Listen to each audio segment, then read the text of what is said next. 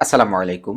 যারা বিভিন্ন দেশের ভিজিট ভিসার জন্য ফাইল সাবমিট করতে চায় বা অ্যাপ্লিকেশন কমপ্লিট করতে চায় তাদেরকে এয়ার টিকেট বুকিং সাথে এড করতে হয়।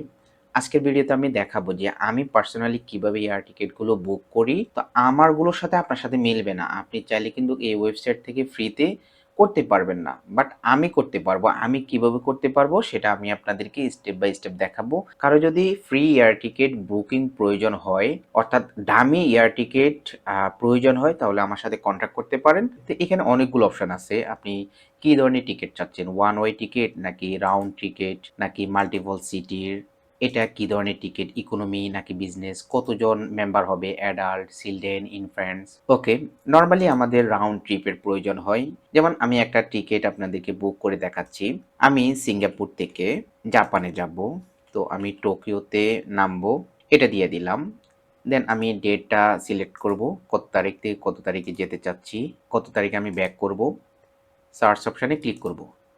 এরপর আপনার কাছে ঠিক এইরকম সামারি চলে আসবে। অনেক এয়ারলাইনের ডাটা চলে আসবে। বাম পাশে আপনি চাইলে নির্দিষ্ট এয়ারলাইন সিলেক্ট করতে পারবেন। স্টপ পয়েন্ট পাবেন, এটা কি ডাইরেক্ট টিকিট হবে নাকি ওয়ান স্টপ হবে, টু স্টপ হবে, অনেক রকম হয়। দেন এখানে কত কেজি আপনি চাচ্ছেন বিয়ার করতে, আরও অনেকগুলো ডাটা রয়েছে। তো এখানে আপনি আপনার মতো করে রিটার্ন টাইম, আপনি চাইলে স্পেসিফিক টাইমও এখানে দিতে পারবেন। ওইভাবে সার্চ টুলে রেজাল্টটা শো করবে। অনেক সার্চিংয়ের মধ্যে আপনি আপনার মতো করে টাইম টেবিল যেভাবে ম্যাচ করে সেটাই আপনি সিলেক্ট করবেন। যেমন আমি এটাকে সিলেক্ট করতে চাচ্ছি। এই সিলেক্ট ফেয়ার এখানে ক্লিক করব। যখন সিলেক্ট ফেয়ারে ক্লিক করবেন তখন আপনাকে সাইন ইন করতে বলবে।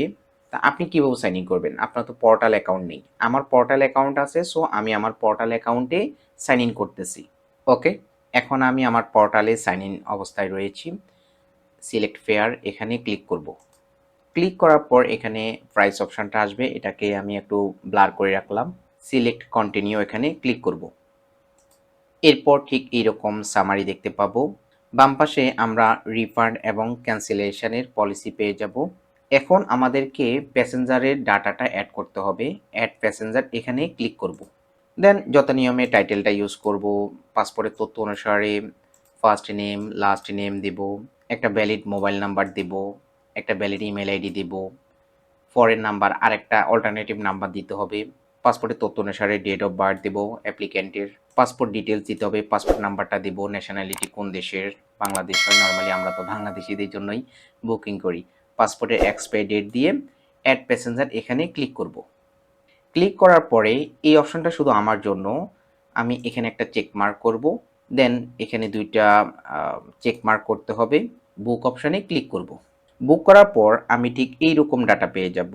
এটাকে আমরা আবার কিছু কাস্টমাইজ করব, যেমন এখানে বুকড নট কনফার্ম, আমরা নট কনফার্মটা বাদ দিয়ে দিব। এটা আপনি পারবেন না, শুধুমাত্র আমি পারবো।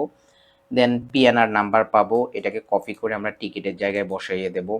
আবার এয়ার টিকিটে নর্মালি এক্সপায়ারি টাইম প্রয়োজন হয় না, ডেট প্রয়োজন হয় না, এটাকে আমরা বাদ দিয়ে দিব। এরপর এখানে যে দেখতে পাচ্ছেন not confirm, reservation only, not valid for travel, এই লেখাটা আমরা ওয়াটারমার্কটা বাদ দিয়ে দেব। দেন ফাইনালি আমরা এটাকে প্রিন্ট করে ফেলবো।